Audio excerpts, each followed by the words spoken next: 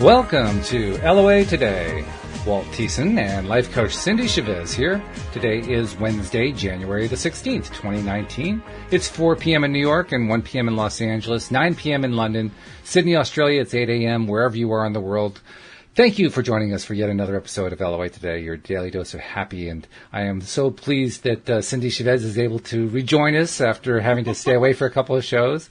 I'm pleased too. Yeah, I'm sure you are. Yeah, you've been through stuff. But no, you were sorely missed. And I can say that honestly because I did both of the shows solo. And boy, this is a whole lot easier when I'm talking to you than when I'm doing it solo. But it all went very well. In fact, I was telling you just before the episode how this morning I was reading from this book that Linda Armstrong had recommended, Into the Magic Shop. A really cool book. So I have to say that one was actually a lot easier than the one yesterday. But even still, it's great to have you back.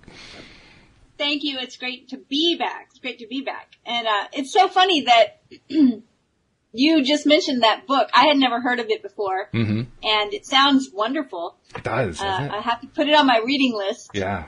Yeah, it's good. I mean, I was impressed because it's written like it's fiction, but it's very clearly factual. It's clearly what actually happened to him, but it's written like, like Tom Sawyer or something like that. It's so cool to read. It's fun.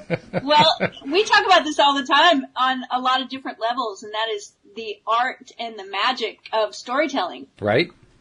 Yeah. And I mean, we're always talking about checking yourself for your story and how powerful our stories are. And so I love that it's written that way. It's, that helps it move up a notch on my list, right? Absolutely. Oh yeah, I agree with you. So many books on my list, but I want to read this one now. This is good. This is going to be worth your time. You're going to love it. I promise you. I know that I got good reviews this morning from people who were enjoying hearing me read to them. I think it was Shelley actually who said that it was like having somebody read a bedtime story, which was kind of fun. But it's so funny because I never listen to audiobooks because I fall asleep. Okay. My brain so bedtime stories work on different levels, I guess so. But it's funny because reading is something I like to do before bedtime, but I have to be reading. So I read to my husband. Oh, no kidding. Because he loves audiobooks. Oh, wow. And so often we'll read fiction, and that's how we'll read it, is that I'll read to him. He's a great listener, and interspersed in the reading we'll discuss. We have our own thoughts. So yeah, Louise, how that is. Sometimes it can take us a while to get through a book. Well, yeah, no kidding. We know how that is. But yeah, Louise and I like to do the same thing. We haven't done it in a while, but back in the day when the Harry Potter books were coming out, we were reading the Harry Potter books to each other. It was like a regular nightly ritual for a long time, and it's fun. Yeah. It's great when you do that for your spouse. Great? It's so great. When we were first together, we read a book called The Time Traveler's Wife. And it later got made into a movie, but the movie could never do the book justice. The book is still on my list of probably top 3 best fiction books I ever read. It was incredible. And I had already read it, so I wanted him to have the experience because it's so good. And the way the book is written is it's written in 2 voices, her voice and his voice. So the chapters go back and forth. So he read to me when it was in the husband's voice, and I read to him when it was in the wife's voice. And it was really awful when it got to the tearjerker parts because they were always written by her, and so I'm reading her, crying, sniffling, and my voice is shaking, and I thought, boy, talk about being vulnerable, right? Yeah, right. It was still one of the best memories I have. So storytelling is a wonderful thing. It is. It is. I think it is as much fun for the storyteller as it is for the person listening to the story. Because the storyteller gets to it's kind of like being an actor in a sense. You get to play roles and do voices and things like that. And that's fun. Yeah. Right. So it's interesting because we're reading Neville, and the chapter that we're reading today from Your Faith is Your Fortune is chapter 5 titled, Who Am I? And that right away brings me into the idea of identity and of storytelling because, it's like, what's your story? What is our story? Because whatever our story is, that's what we're going to start experiencing. Everything that is connected. Did we finish the 4th chapter? I believe we did. Maybe we did. I had it marked wrong, perhaps. We can... I'm not really sure. Let me see. I thought we finished it. I'll go with that because I don't really know. I mean, I am known for marking my pages wrong. It is not out of the realm of possibility for me to mark the pages wrong. So, yeah, we'll go with Who Am I? That's fine. I said that today was finishing chapter 4. Where was your page marked? I had it marked. Well, this is what happens when I skip a podcast. I forget. Well, in our little compendium here, I had it marked on page 55, which is halfway through the previous chapter. But I could be wrong. I didn't put a marker there, so I'm happy to go back to where you have it marked and start from there. Why not? Okay. I'm all right with that. We'll just kind of go back in the Wayback Machine. That's all. Yes, that's it. Just we're going to rewind a little bit. That's right. And see where we are in chapter 4. Let's see. So where do we pick up on it? You can give me an idea. I will start there. There's no obvious place to start. His thought process gets quite continuous here. Well, we had talked about this section on the previous page. There are no ascended masters. Banish the superstition. We talked about that, didn't we? Yes, we did. I think we did. So the next section... Okay. Yes. Now it's all coming back to me now. Okay. That may actually be right where we ended. Oh, all right. Well, then let's assume that we did. And I like that idea, and I remember you saying that you really liked that idea. The idea that we're all learning, and that we're all responsible for our own experience. Right. And I love that he says, there are no ascended masters. Banish this superstition. He says you'll forever rise from one level of consciousness, which he says in parentheses, master. So that's interesting. He is saying that what we call the ascended masters are just levels of consciousness, and that makes a lot of sense because when I think of someone talking about ascended masters, the first one I think of is Jesus. Yeah, that makes sense. Right? Sure, especially in Western culture. Right. And I mean, you know, the idea that Jesus was an ascended master. And so Neville would say that Jesus is just a consciousness level. Yes. Which he would call the Christ consciousness. Right. Which we hear also. So he says, there are no ascended masters. Banish this superstition. You will forever rise from one level of consciousness or master to another. In so doing, you manifest the ascended level, expressing this newly acquired consciousness. Consciousness being Lord and Master. You are the master magician, conjuring that which you are now conscious of being. That's so cool. Master magician. I read a book this morning, Into the Magic Shop, and now he's referring to a master magician. That's cool. Right. And it's so funny. I was just on the phone with somebody right before the podcast, and I was telling them that that there's a magic shop near my house. Oh, no kidding. And we were talking about it. Yeah. Oh, wow. And so it was really funny. Then to appear and have you say, oh, look at this book, Into the Magic Shop. I was like, wow.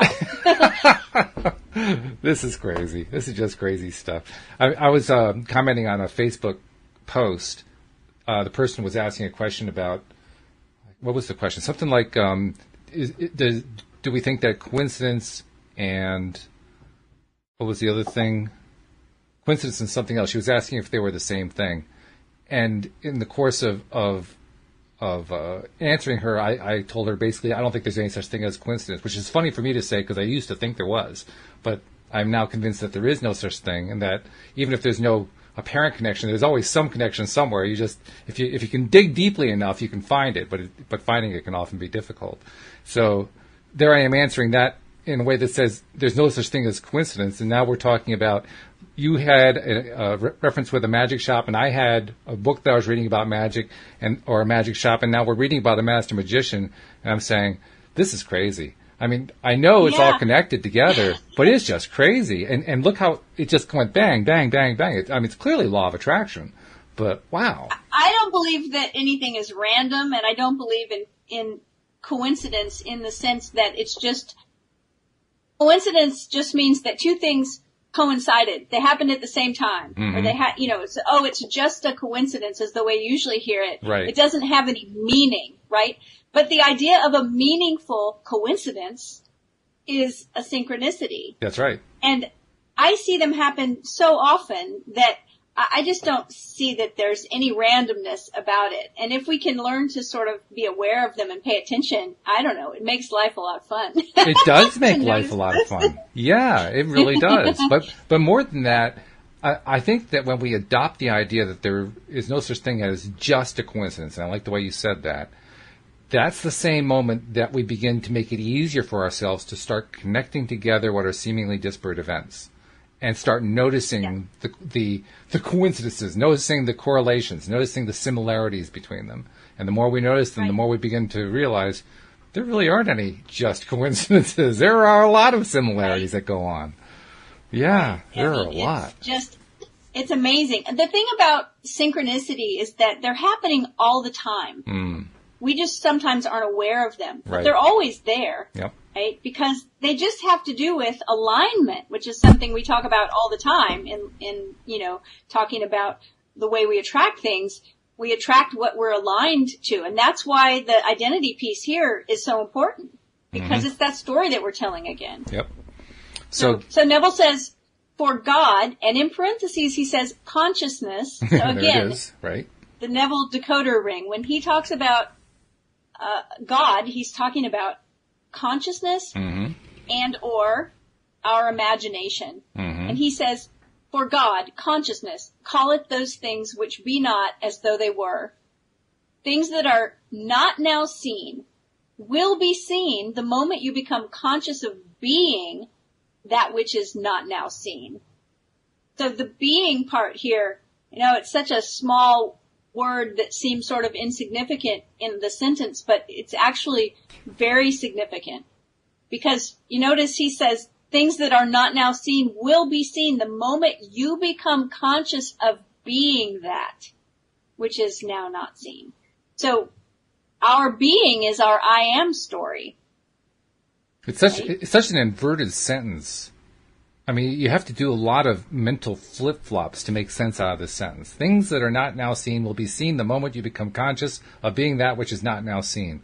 Whoa. And I think it's because he keeps using these scriptures out of the King James version of the Christian Bible that has a very flowery language that we don't use anymore. Right. And then he tries to put his own spin on it, and it's just like mind-boggling sometimes. But actually what he's saying, I think, can be boiled down a lot more simply than the way he's saying it, right? It's like the things that you're not seeing, and when he says not seeing, I believe he's talking about actual physical evidence in our, experience. Like a number of dollars in the bank account, right? Like something that we can measure, or like a relationship in your life that you don't see right now, or a quality of relationship you don't see, or a level of health that you're not experiencing, like in real life, the way we often say, well, it's not really what's happening. Right. He says that the moment you become conscious of being that, being the owner of that, being the person that is experiencing that. So when you bring your consciousness to that level, then you will see it. Then it will be happening in your environment, in your experience. And that's a good translation. I can buy into that one. Because you've effectively eliminated all the confusing negations. And those negations, when you get them out of the way, it becomes a lot clearer. Yeah, it's like, I didn't see it before, but because I now have a consciousness of being, I can see it now. Yes, okay, right. I can get that. That makes more sense. Yeah, and I love that you made that note about negations, because I remember when we took some sentences that were written in the negative and we just took the time to flip them around into the positive, and they suddenly become so clear. So yeah. That's important. Especially since the universe doesn't understand negation anyway. So, I mean, why are we dealing with negation? Neither does the subconscious, right? Yeah, right. Yeah, exactly. It's like my husband said to me last night, we were having a conversation about something, and he said, don't think of a pink elephant. Yeah, that's right. Right? What does everybody picture? Of course, the very first thing, the pink elephant. Because our subconscious does not hear the don't or the not. Right. So Neville says this rising from one level of consciousness to another is the only ascension that you will ever experience. No man can lift you to the level you desire. The power to ascend is within yourself. It is your consciousness. You appropriate the consciousness of the level you desire to express by claiming that you are now expressing such a level. This is the ascension. It's limitless, for you will never exhaust your capacity to ascend. Turn from the human superstition of ascension with its belief in masters and find the only and everlasting master within yourself. Far greater is he that is in you than he that is in the world. Believe this. Do not continue in blindness following after the mirage of masters. I assure you, your search can only end in disappointment. And then he says, if you deny me, and me is capitalized and parenthesized, your awareness of being, I shall deny you also. Thou shalt have no other God besides me. Be still and know that I am God. So again, the Neville decoder ring. He is communicating very clearly here that his definition of God is our own consciousness. And he's using scripture verses to back that up, which may or may not feel congruent to whatever your own personal beliefs and definitions are. But this is Neville. By the way, I wanted to make note of something that I had overlooked before because we were so engaged in what we were talking about. I hadn't taken a moment to see what people were saying in the comments. Back when we were talking about magic and magicians, Jamie made a really funny comment. She says, I say I'm part ninja and part magician. I'm a ninja. I like that, Jamie. That's cute. I'm a ninja. I like that a lot. I like it. Very good. Okay, so let's see. He goes on to quote from the Psalm 46:10. Come prove me and see if I will not open you the windows of heaven and pour you out a blessing, that there shall not be room enough to receive it. And then he says, do you believe that the I am is able to do this? So again, you could replace that with, do you believe that your imagination is able to do this? Mm-hmm. Do you believe that your consciousness is able to do this? Yeah, that clarifies it when you say it that way. Mm-hmm. He says, then claim me, and me is capitalized, to be that which you want to see poured out. Claim yourself to be that which you want to be, and that you shall be. Not because of masters will I give it unto you, but because you have recognized me, yourself, to be that. I will give it unto you, for I am all things to all. Jesus would not permit himself to be called good master. He knew that there is but one good and one master, and he knew this one to be his Father in heaven, the awareness of being. The kingdom of God, in parentheses, he says good, and the kingdom of heaven are within you. Your belief in masters is a confession of your slavery. Oh, I like Only that. slaves have masters. Oh, I like that so much. I like that. That resonates with me on so many different levels. I really like that. Did I mention that I like that? It's a very powerful statement, right? Your belief in masters is a confession of your slavery. Only slaves have masters. Yeah, that's very good. Very, very good. And you know, the first thing that comes into my mind when I read that sentence is the idea of resistance. Right. And resistance being a form of bondage. So the slaves were bound, right? Mm-hmm. And resistance is like, we're tied up with it sometimes. Right. We can't get free and we can't have abundance because we're resisting so much, because there's a block. And it's like, this makes a lot of sense. It really when does. you look at it that way. Yeah. Because we're talking about consciousness here. And there's so many metaphors that Neville's using, but this is a powerful one. He says change your conception. I was noticing that too when you were reading like that previous paragraph. Jesus would not permit himself, and even the paragraph before that, there's a lot of reference to Jesus permitting himself, good master, the kingdom of God, and all of that is metaphorical. And it's hard to remember that sometimes, but it's all metaphorical in the way he's presenting it. Boy, you need sometimes I feel like I go back to that a lot, but I think it's so important to remember that we're not talking about historical figures. We're not talking about, anything in the physical, but we are talking about consciousness. Yeah. Or Neville is talking about consciousness. Exactly, yeah. And we are discussing consciousness with Neville, so very interesting. Very. Now, let me see where we are. You just read about slaves.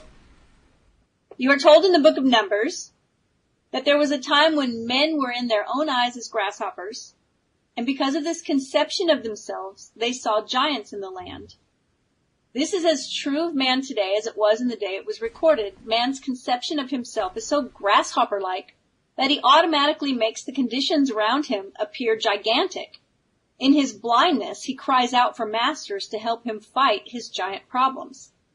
Jesus tried to show man that salvation was within himself and warned him not to look for his Savior in places or people. If anyone should come saying, look here or look there, believe him not, for the kingdom of heaven is within you. Jesus not only refused to permit himself to be called good master, he warned his followers, salute no man along the highway and greet no man along the way. He made it clear that they should not recognize any authority or superior other than God the Father. Jesus established the identity of the Father as man's awareness of being. I and my Father are one, but my Father is greater than I. I am one with all that I'm conscious of being. I am greater than that which I am aware of being. The Creator is ever greater than his creation. So again, Neville's using these metaphors, but he's very clearly telling us that the Creator is within us. Right. And that it is our consciousness. And once again, you really need that decoder ring to go through and replace all of the nouns in there to understand what the heck he's talking about. Because otherwise, in some ways, it sounds similar to traditional Christian doctrine. If you don't read it carefully, that's what it sounds like. But it's not when you understand his context. Right. Exactly. Yeah. Yeah. Right. So he continues with his verses that he's using as object lessons here. He says, as Moses lifted up the serpent in the wilderness, even so must the Son of Man be lifted up. The serpent symbolizes man's present conception of himself as a worm of the dust, living in the wilderness of human confusion. Just as Moses lifted himself from his worm of the dust conception of himself to discover God to be his awareness of being, I am hath sent me, so must you be lifted up. The day you claim, as Moses did, I am that I am, that day your claim will blossom in the wilderness. Your awareness is the master magician who conjures all things by being that which he would conjure. This Lord and Master that you are can and does make all that you are conscious of being appear in your world.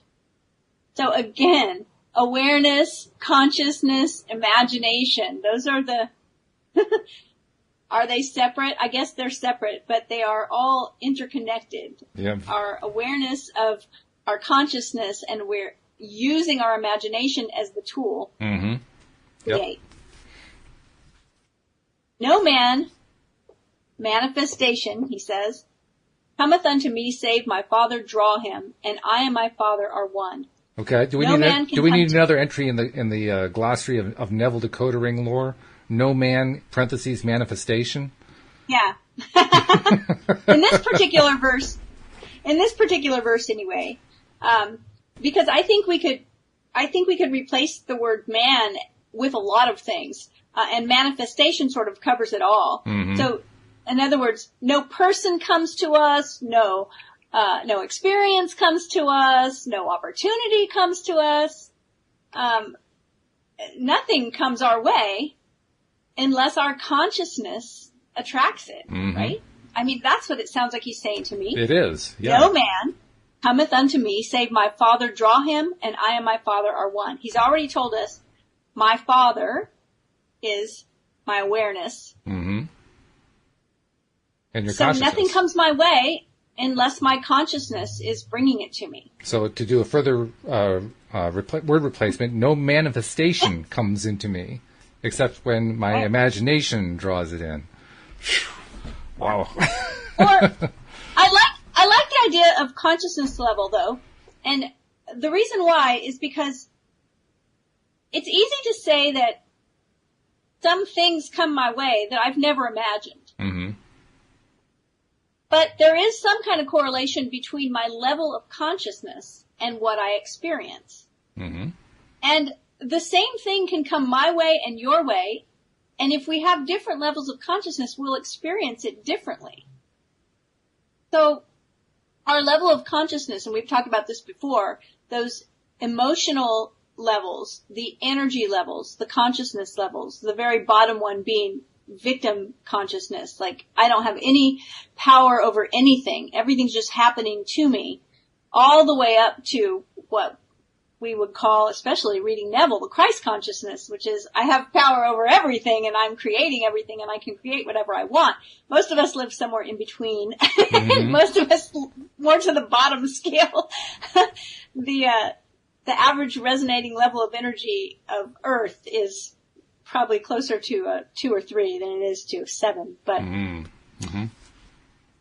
But I think that Neville is showing us here that the things that come our way, whether they're people or opportunities or experiences, they're coming because our level of consciousness is calling them to come to us in some way. Right. That's essentially it.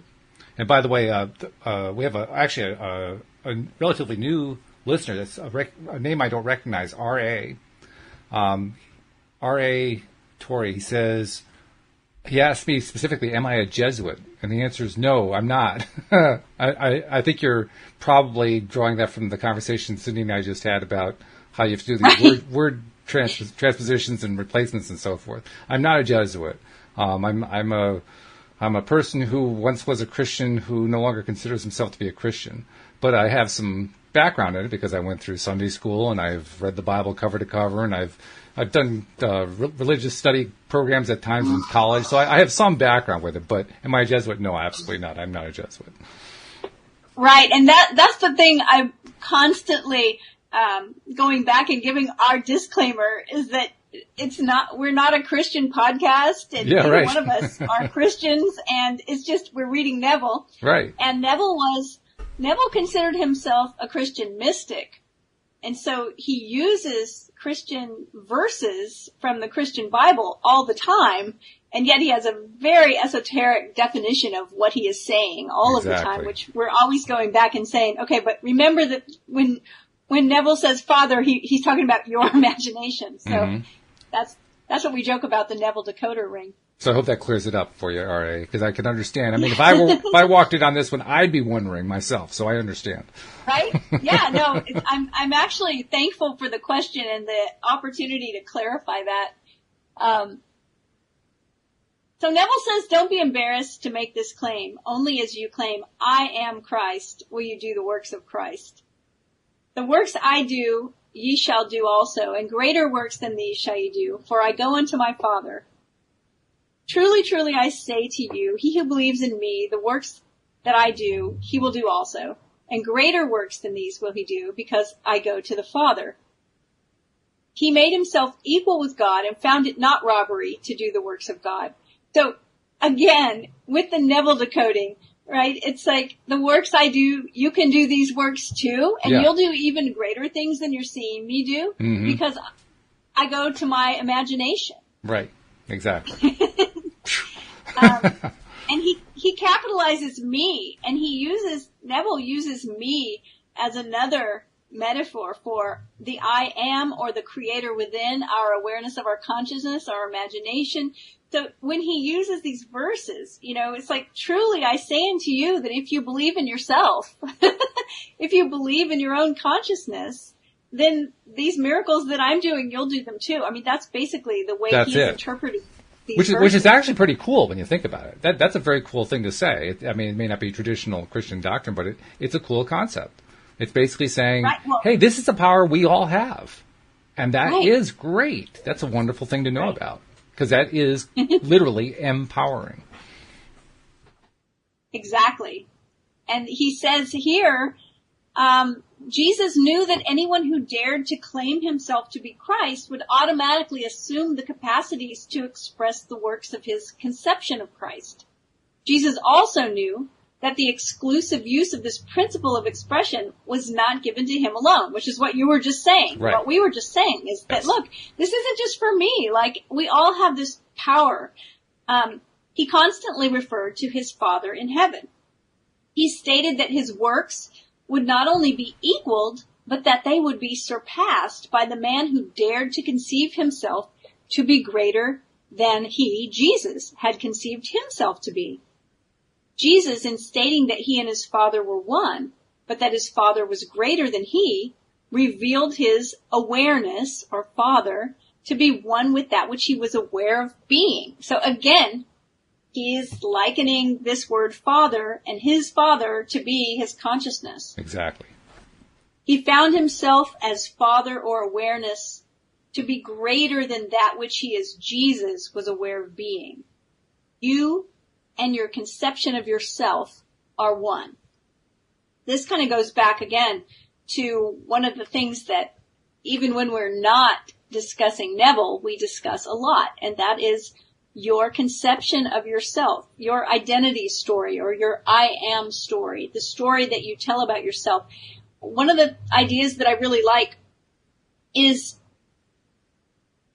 well, if you go look for a movie and you read the description of the main character and it's just going to be a paragraph, you know, if you had to write a paragraph about yourself in that form, like your life was a movie, whatever's going on in your life right now, what would that little paragraph say? Because whatever you think that paragraph would say, that's your story that you're telling about yourself, right? And that story is so important because this is what we know from just standard LOA theory, you know, Abraham theory and so forth, is that the story that you tell yourself literally controls and directs what you're going to manifest in your life. And until we're willing to take control of that story, until we're willing to say, yes, I am responsible for all the times that I tell that story, and that responsibility is what leads to the various things that show up in my life. Until that happens, we're still that slave referring to that master that he was talking about a few moments ago. We're still trapped. That's right. We're still stuck. We have to come to recognition and come to grips with the fact that we really are creators, and that creation process is completely dependent on the story we tell about ourselves. Yeah, completely. Yeah. And that's why that's such an interesting statement. Just that sentence, you and your conception of yourself are one. Yeah. And I would even say you and all of the things that you experience. Yeah, right. Just to make it more confusing. I mean, well, and that's why it's so hard. That's why we build so many assumptions. Because we can only look at things through the lens of what we personally have experienced. And so, you know, we have this story that we tell about ourselves, and it's so easy to say, but this is true. I know, because I experienced it. I keep experiencing all these terrible things happening to me, and therefore I have to tell you that I keep experiencing all these terrible things that happen to me. Well, you know, that's the thing, is that we do live in a world where we are always going to experience contrast. Right? And so we have to be careful that contrast doesn't become our whole story. Exactly. That's the point. Because even though I know I'm going to experience contrast, I don't want it to be the overbearing thing I'm experiencing. Yeah, I mean, right? in just normal, take away law of attraction theory and how all this stuff works. Just go at like basic therapeutic concepts. You know, you don't want to be in the place of living in I am a victim, I am a victim, I am a victim. I am always, I'm always cheated upon. I am always poor. I am always unemployed. I am always. You don't want to be in that. That's just not a good place to be in. And what we're talking about here, of course, goes even beyond that because it also controls directly what manifests in your life. But just on a very basic level, who wants to live like that?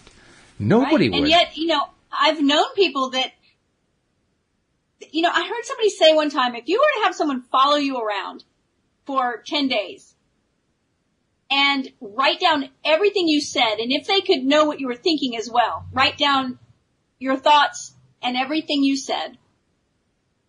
Once they could go back through and pull out like the top 10 things you say over and over, that those are like the programs that basically run your life. Yeah. And I know somebody who said, and I heard them say this so many times that, that's why I'm thinking of it now when I think of that person, right? Because I've heard them say it a lot. And this was the statement: nothing ever works out for me. Oh, yes. And I recognize that we've all been in a place where we felt like that. Oh, right? yeah. And that's why this is so important, that we recognize we've got to change the story. We've got to change it, because if that's my conception of myself, that nothing ever works out for me, well, nothing's ever going to work out. Yeah, how and could when it does, I'll think it's a fluke, right? That's and right. I'll say, well, that was an accident. And you'll dismiss it, yeah. That's never going to happen again. Right? So Neville says, you are and always will be greater than any conception you will ever have of yourself. So what does he mean by that? Well, I think he means that our consciousness, it's always going to be more powerful than the conceptions that we have of ourselves. Even when we have a great story, we still have the power for it to be better. Like we can always, he said earlier, something like, the ascension never stops. Like you can always be in the process of moving up into another level of consciousness. And I think that is nature's nature. Gardens want to grow, right? We have an expansive nature where we're always wanting to do more, do better. We have a curiosity within us that wants to know more and experience more. And so I think that's what he's talking about. Do you have an idea of that when he says you are and always will be greater than any conception you will ever have of yourself? Yeah, I'm not entirely sure what he's trying to say there, but my guess is that he's driving at the fact that we are all connected and that we are all made from source energy, and we are source energy. And as long as that's the case, then that connectedness is going to give us more power than we feel like we individually have. And it's going to take us to places we can barely even imagine. But it's ours to create from. And that's what I think he means when he says that. I think you're hitting the nail on the head. I love this idea of source energy, that we are, he says you are and always will be greater than any conception you will ever have of yourself. And I get this paraphrase of him looking each of us in the eye and saying, you can't even conceive how powerful you are. Exactly. Yes, that's it in a nutshell. So he says man fails to do the works of Jesus Christ because he attempts to accomplish them from his present level of consciousness. So doing the translation, he fails to do the works of a Jesus level of consciousness because he attempts to accomplish them from his present level of consciousness. Yes. Right. And then this is really great. He says you'll never transcend your present accomplishments through sacrifice and struggle. And I think it's really a wonderful thing to think about that, because we've talked about this before. So often when we want to accomplish something, the very first thought in our mind or question is how do I do this? What do I need to do? Which is fine. It's fine. We're people that do. Right. But often this idea of sacrifice and struggle has been programmed into us from the time we're little. There's a funny thing, too. The word doing or action, which are kind of interchangeable in most people's minds. Abraham talks about the same thing, Abraham Hicks. They talk about rather than doing or taking action, what you really need to do is change your thought process. Which always, and I've said this before, it always struck me as being kind of funny, because to me, changing my thought process is doing. It is taking action. So I have to remember, they're using the words doing and action in a very specific way. They're saying doing or taking action without aligning, without going through the thought process first. Right. That's what they're really talking. And I think Neville's doing the same thing here too. He's talking about it in terms of not going through the process before you do. Right. You know, a lot of times in coaching, we talk about inner work and outer work. Mm-hmm. So there's the outer work that's external action. It's I pick up the phone, I pick up a pencil, you know, I go work out, I do whatever it is that's moving me towards my goal, but it's like a physical outward action. And then there's the inner work, which we can do without moving. You know, it doesn't look like but like you said, it's still a doing kind of thing. It is. We're changing our level of consciousness when we do that. Mm-hmm. That's the doing there. That's the inner work. Right. And you're so right. The inner work has to do with alignment and beliefs.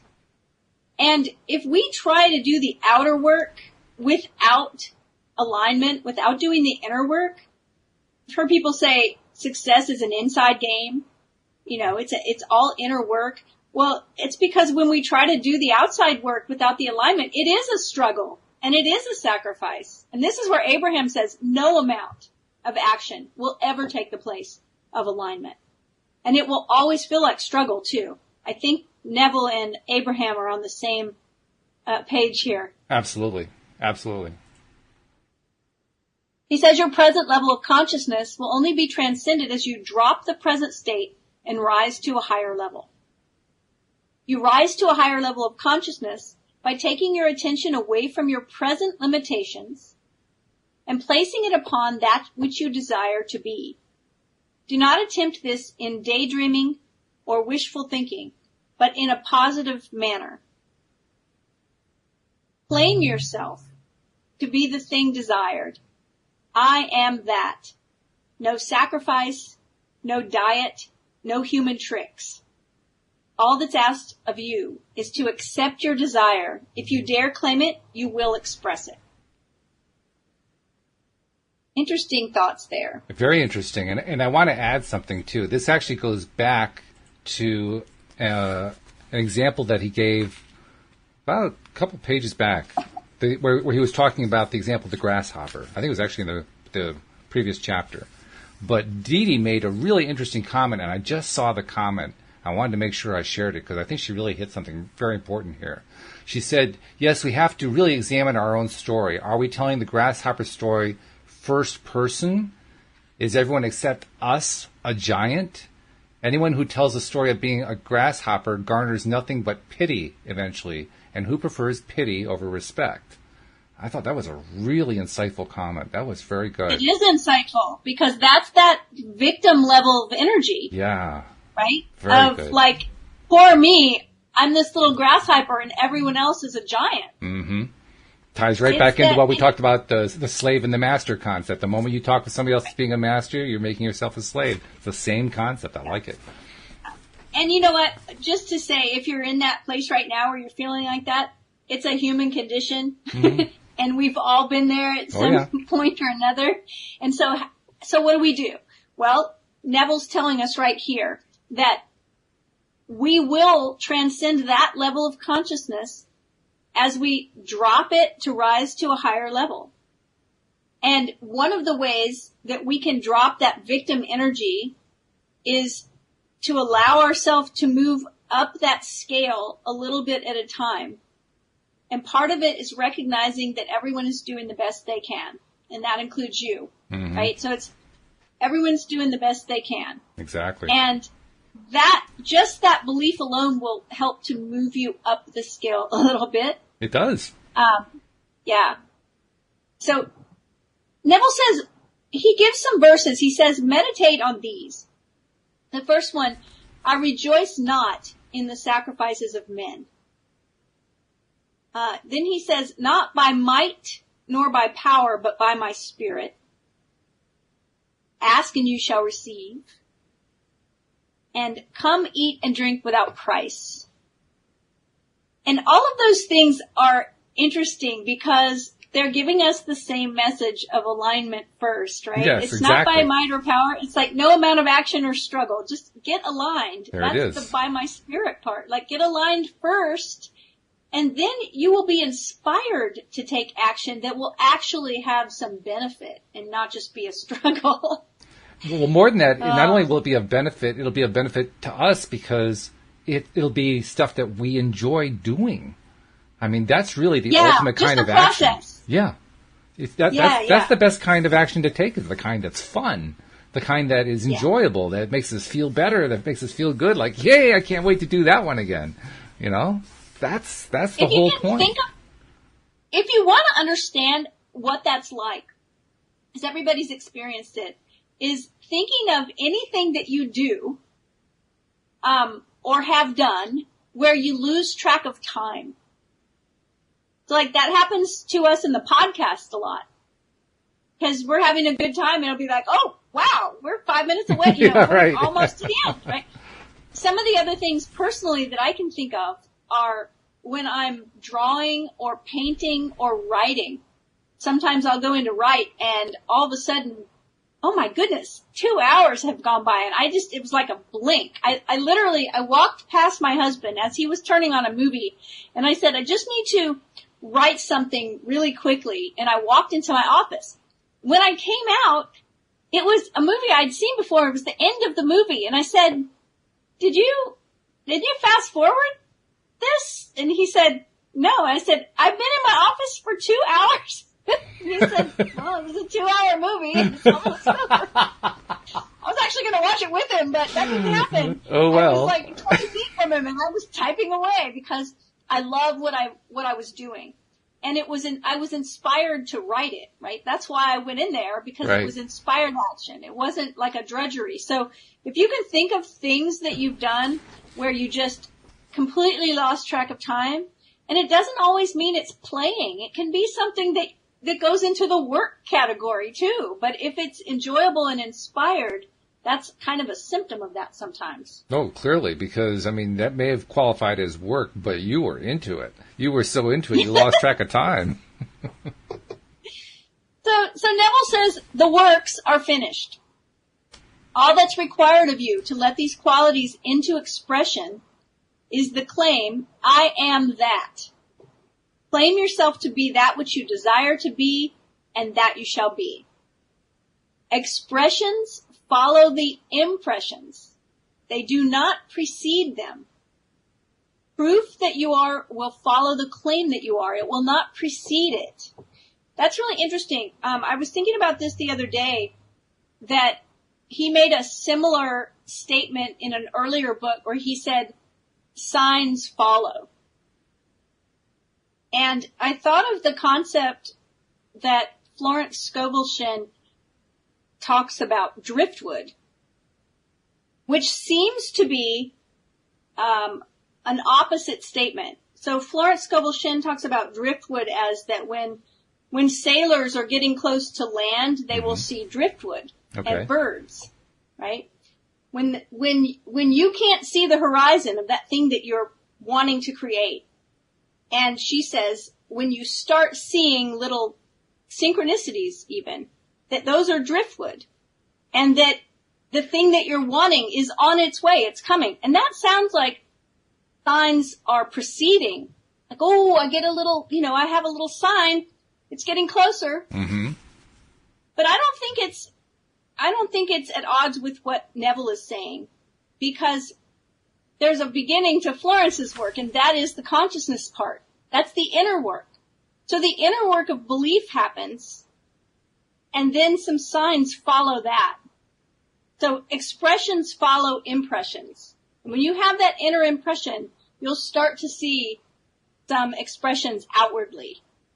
And that's the proof that will follow the claim that you are, Neville says. I think I must be missing something, because it sounded like you were trying to describe what sounded like a contradiction, but I don't see the apparent contradiction. Where was the apparent contradiction?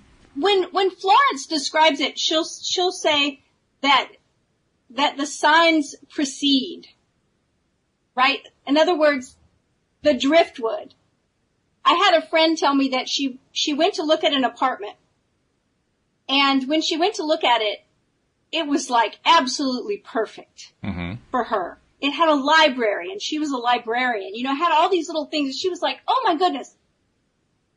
when she called back about it, the person said, oh, it's already been rented. And she said her reaction was, oh, I'm getting close. Instead of, oh no, the thing I wanted isn't coming. Mm-hmm. She saw it as, I'm starting to find places that are exactly like I want. So it's getting close. Okay. And the point I'm making, that would sound like these signs were, coming before. But the signs are, what they follow is our inner work. Yeah. Okay. Now I get what you're saying. Yes. I understand now. You were saying on the one hand it seems like the signs come first, and on the other hand it seems they come second. And now I get what you're saying. Okay. Right? So the sign, you may start seeing signs that come before your big manifestation. Mm-hmm. You may see what she calls driftwood. You may see synchronicities that seem like, oh my goodness, like I'm getting all these signs. I know it's coming, this thing I've been working on. And so it seems like they're preceding the big manifestation, but actually they're following your inner work. Yes. They're following whatever you've claimed in consciousness. So. And I've always found that to be a very helpful idea, because you're right. Most often society as a whole treats signs as if they come before the thing. But in actuality, that's never the case. Even those who are proposing the idea that the sign is indicating something to come, really, many of them aren't actually even saying that. I mean, you often get that with like psychics or whatever. Somebody asks the psychic, what's going to happen? Well, here's a sign of this thing happening. And so the recipient of the psychic reading says, oh, well, that means, this sign means this thing is coming. But that's not what it means. That's where the confusion comes in. Because you're right. I think the sign indicates what we've already been thinking about or focusing on or in some way connected to. Yes. So the sign, the little signs, it may actually be a herald of the thing to come. I see the driftwood, and that means I'm getting close to land. Mm-hmm. But I'm seeing the driftwood because of where I am in consciousness. Right. Yeah. Right? Because I know I'm on the boat heading in the right direction. That's why whenever I see somebody posting on one of the Facebook groups, I'm seeing like 111-222-555. Is that a sign of something? And I'm saying to myself, you're asking the wrong question. You're not looking at this thing right. You're saying, oh, if I see numbers, it's telling me of something that's going to come. No, it's telling you something you've already been through. Go back. Make the connection. Exactly. So let's see. So Neville says expressions follow the impressions. They do not precede them. Proof that you are will follow the claim that you are. It will not precede it. Leave all and follow me is a double invitation to you. First, it invites you to turn away completely from all problems. And then it calls upon you to continue walking in the claim that you are that which you desire to be. Do not be a Lot's wife who looks back and becomes salted or preserved in the dead past. Be a Lot who does not look back, but who keeps his vision focused upon the promised land, the thing desired. Do this and you will know that you have found the master magician, making the unseen the seen through the command, I am that. The master magician or the Maginician, or the Magin Ninja, I guess it was. The Magin Ninja. The Ninjician. The Ninjician, is that what it was? Okay. Right. I can't remember what Jamie said, but it was good. Something like, yeah. It was a good connection, however you put it together. It was fine. It was. I'm interested if anybody has any ideas or comments or things that stand Oh, are you kidding? out People them. have been commenting like crazy here. And it's like, where do you want to start? I mean, let's see. Dee Dee says, Neville says that creation is finished. The works are finished. There is nothing we can ask of God that is not already done. All we have to do is claim it, and we shall see it expressed in our lives. So that reiterating what we had talked about a previous time, actually, and also just read, the idea that it's all finished. And I have to admit, I still challenge that concept a little bit. I understand it. I understand what they're saying, but I also understand what infinity means. And I say to myself, infinity means that it's not finished yet. You never get there. You never get to the end. If it's true that every potential possibility is already finished, well, then my imagination is limited in some way. Yeah, exactly. At least my my knowledge of my own imagination and the scope of it, the potential, the capacity that I have to grasp all of those potentials, I don't have it. At least I don't have it right now today. Right. I can't even imagine all of the things that could be. But we've talked about this before, that if it really is finished and if all those potential possibilities really do already exist, then are we really creating? Neville says we're actually just choosing. He does. That's his claim. Right. We're just choosing which one we want or which one we're aligned with at the time. We're just making some kind of choice that way. And here's an interesting question. It's an interesting concept. Well, here's an interesting question to go along with it. Is it that everything's already created and that we're just choosing among that which has already been created? Or is the act of choosing what actually does the creating?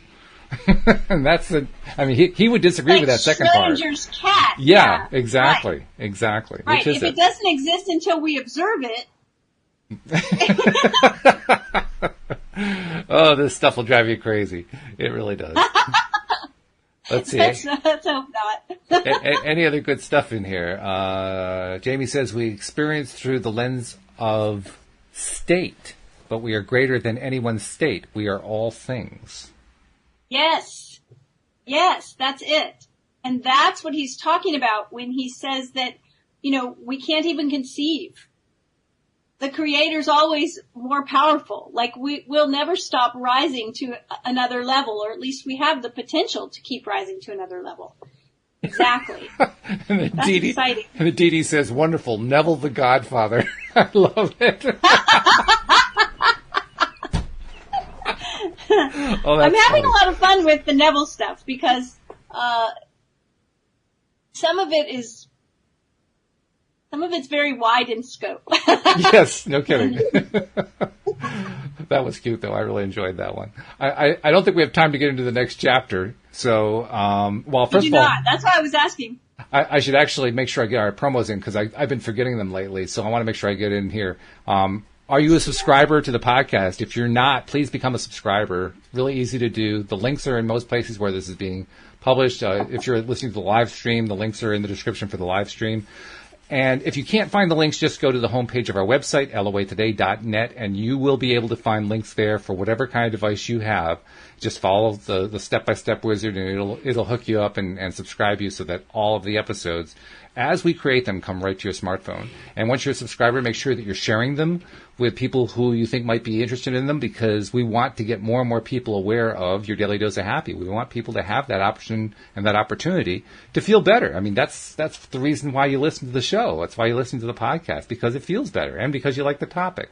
So, share it with more people so that more people can have that. And finally, make sure you contact us with either through the live stream or even after the fact if you're listening to the recorded podcast.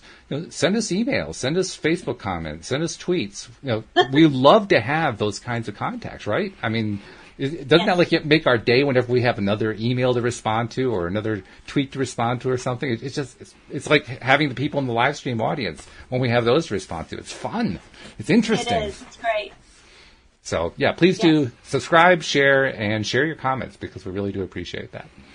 And then, also, because I haven't had you on the show this week, so I have to get this in today. I don't see you again until next Tuesday. How do they reach Cindie Chavez, the coach? How do they reach out to you? Well, you can reach out to me through my contact form on my website. It's cindiechavez.com, CindieChavez. There's a contact form there. I would love to hear from you, just if you want to say hello, if you want to inquire about how to work with me, if you want to just give me questions for the podcast or comments, whatever. I just love the conversation. I just love to hear from you. Really, really do. It's great. Excellent. And also you can reach out to us on Twitter or Facebook. Yeah, we're pretty much all over the place on the major media anyway, the major social media. I can't say we're on all of them, although we've got some incredible numbers of social media buttons on the website. I have to say that. Right, but we do love to hear from you. It makes our day. It's wonderful. It really does. So please reach out. Well, I'm glad. I was beginning to wonder if I was going to go into Neville withdrawal because we usually do 3 days of Neville, and we only did this one today. So I'm glad we got that in. But now we have to wait another week to get into it again. But hey, I'm really glad that you're back. I'm glad that you're feeling good, and I'm looking forward to talking to you about this next week. I'm looking forward to. I'll be back. All right. We hope that you'll all join us next time as well here on LOA Today. Goodbye, everybody. Bye, everyone.